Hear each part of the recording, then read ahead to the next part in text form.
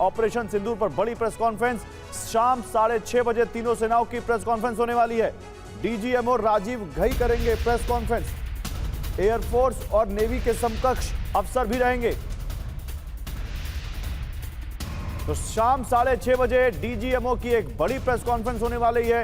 राजीव घई ये press conference करने जा रहे हैं। एयरफोर्स और नेवी के भी सीनियर ऑफिसर शामिल होंगे इस प्रेस कॉन्फ्रेंस में और जानकारी दी जाएगी सरकार की तरफ से, सेना की तरफ से। ऑपरेशन सिंदूर पर ये बड़ी प्रेस कॉन्फ्रेंस है।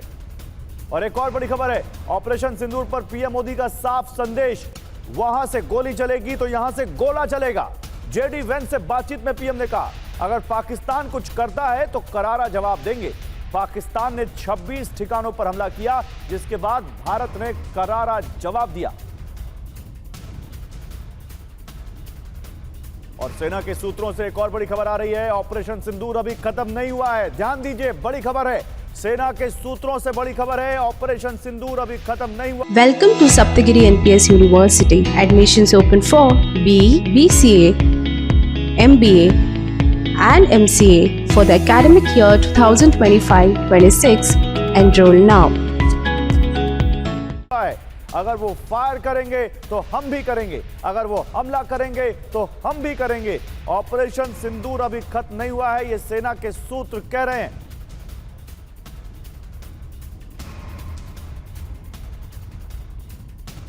तो सेना के सूत्र कह रहे हैं कि ऑपरेशन सिंदूर सीज फायर के बाद अगर आपको लगता है खत्म हो गया तो खत्म नहीं हुआ है। ऑपरेशन सिंदूर अभी जारी है और अगर वो फायर करेंगे तो हम भी फायर करेंगे, ये सेना के सूत्र कह रहे हैं। और आर्मी चीफ ने अपने कमांडर्स को खुली छूट भी दे दी है, किसी भी हमले का जवाब देने की छूट दे दी है आर्मी चीफ ने। 10 मई का समझौता तोड़ने पर जवाब देने की छूट। पश्चिमी सीमा के कमांडर्स के साथ बैठक में आर्मी चीफ ने अपने कमांडर्स को निर्देश दिया है कि अगर कोई हमला होता है पाकिस्तान की तरफ से, अगर समझौता किसी भी हालत में टूटता है तो जवाब देने की खुली छूट है। जमकर करारा जवाब दिया जाए पाकिस्तान को।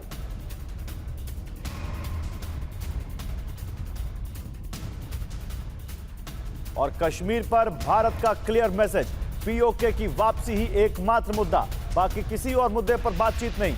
अगर वो आतंकी लौटाने पर बात करेंगे तो हम तैयार, हम किसी तीसरे की मध्यस्थता नहीं चाहते।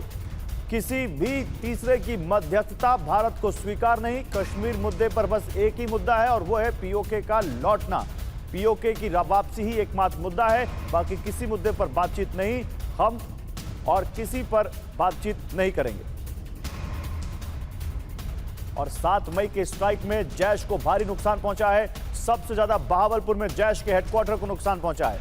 7 मई की जो पहली स्ट्राइक हुई थी, जिसमें 9 जगहों पर भारत ने मारा था, उसमें बहावलपुर जो सबसे ज्यादा अंदर घुस के मारा था, जैश का हेडक्वार्टर था, वहां सबसे ज्यादा नुकसान हुआ है। हमले में शक्तिशाली हथियारों का इस्तेमाल किया गया।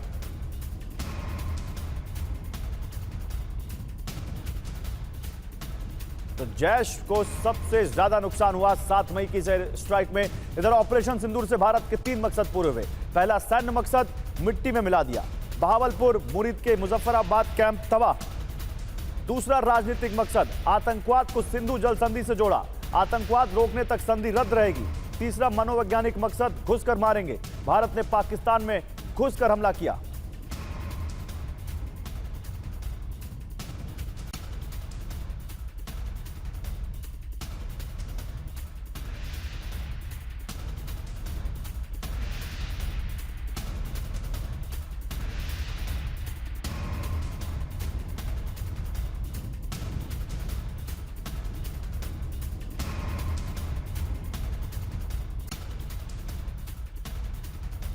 और ऑपरेशन सिंदूर पर बोले रक्षा मंत्री, सेना ने शौर्य पराक्रम का परिचय दिया। पाक सेना के हेडक्वार्टर तक धमक सुनी गई।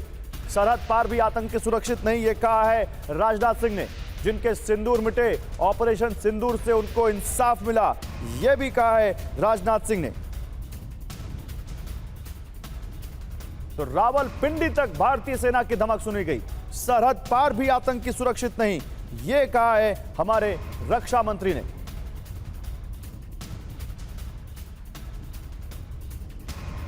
और ऑपरेशन सिंदूर पर इंडियन एयरफोर्स का बयान। एयरफोर्स ने कहा ऑपरेशन सिंदूर अब भी जारी। एयरफोर्स ने कहा जल्द डिटेल्स देंगे। एयरफोर्स ने कहा जो काम किया था पूरा किया, जो काम हमें दिया गया था वो हमने पूरा किया। एयरफोर्स ने कहा राष्ट्रहित में सटीक ऑपरेशन। एयरफोर्स ने कहा ऑपरेशन राष्ट्रीय उद्देश्य के मुताबिक। एयरफोर्स ने कहा हमने सोच समझ के ऑपरेशन किया। एयरफोर्स ने कहा हमारा ऑपरेशन विवेकपूर्ण था। एयरफोर्स ने कहा अटकलें मत लगाइए। एयरफोर्स ने कहा समय पर विस्तृत जानकारी देंगे। तो देखिए रक्षा मंत्री राजनाथ सिंह ने क्या कहा है। उन्होंने बड़ी बात कही है। उन्होंने कहा कि सेना ने शौर्य और पराक्रम का परिचय दिया। पाकिस्तान के सेना के हेडक्वार्टर तक भारत के हथियारों की धमक सुनी गई और सरहद पार भी आतंकी सुरक्षित नहीं है। जिनके सिंदूर मिटे, ऑपरेशन सिंदूर से उनको इंसाफ मिला। जिन भारत विरोधी और आतंकी संगठनों ने भारत माता के मस्तक पर हमला करके कई परिवारों के सिंदूर मिटाए थे, उन्हें भारतीय सेना ने ऑपरेशन सिंदूर के माध्यम से इंसाफ दिलाने का काम किया है। और इसके लिए आज सारा देश भारतीय सेनाओं का अभिनंदन कर रहा है। ऑपरेशन सिंदूर सिर्फ एक सैन्य कार्रवाई भर नहीं है, बल्कि भारत की राजनैतिक, सामाजिक और सामरिक इच्छा शक्ति का प्रतीक है। यह ऑपरेशन आतंकवाद के खिलाफ भारत की दृढ़ इच्छा शक्ति का और सैन्य शक्ति की क्षमता और संकल्प शक्ति का भी प्रदर्शन है। हमने दिखाया है भारत आतंकवाद के खिलाफ जब भी कोई कार्रवाई करेगा तो आतंकवादियों और उनके आकाओं के लिए सरहद पार की जमीन भी सुरक्षित नहीं रहेगी। भारतीय सेनाओं ने ऑपरेशन सिंदूर को पाकिस्तान में मौजूद आतंकी ढांचा ढहाने के उद्देश्य से लॉन्च किया था। हमने उनके आम नागरिकों को कभी निशाना नहीं बनाया था, मगर पाकिस्तान ने न केवल भारत के नागरिक इलाकों को निशाना बनाया, बल्कि मंदिर, गुरुद्वारा, गिरजाघर पर भी हमले करने का प्रयास किया। भारतीय सेना ने शौर्य और पराक्रम के साथ साथ संयम का भी परिचय देते हुए पाकिस्तान के अन्य ठिकानों पर भी प्रहार करके करारा जवाब दिया है। हमने केवल सीमा से सटे सैन्य ठिकानों पर ही नहीं कार्रवाई की, बल्कि भारत की सेनाओं की धमक उस रावलपिंडी तक सुनी गई जहां पाकिस्तानी फौज का हेडक्वार्टर मौजूद है। मित्रों, भारत में आतंकवादी घटनाएं करने और कराने का क्या अंजाम होता है, यह पूरे विश्व ने उरी की घटना के बाद देखा, जब हमारी सेना ने पाकिस्तान में घुसकर सर्जिकल स्ट्राइक की। पुलवामा के बाद देखा जब बालाकोट पर एयर स्ट्राइक की गई, और अब पहलगाम की घटना के बाद दुनिया देख रही है कि जब भारत ने पाकिस्तान के भीतर घुसकर मल्टीपल स्ट्राइक्स की हैं। आतंकवाद के खिलाफ जीरो टॉलरेंस की नीति पर चलते हुए हमारे यशस्वी प्रधानमंत्री नरेंद्र मोदी ने स्पष्ट कर दिया है कि यह नया भारत है जो आतंक के खिलाफ सरहद के इस पार और उस पार दोनों तरफ प्रभावी कार्रवाई करेगा। यह हमारे प्रधानमंत्री जी ने स्पष्ट रूप से यह संदेश दे दिया है।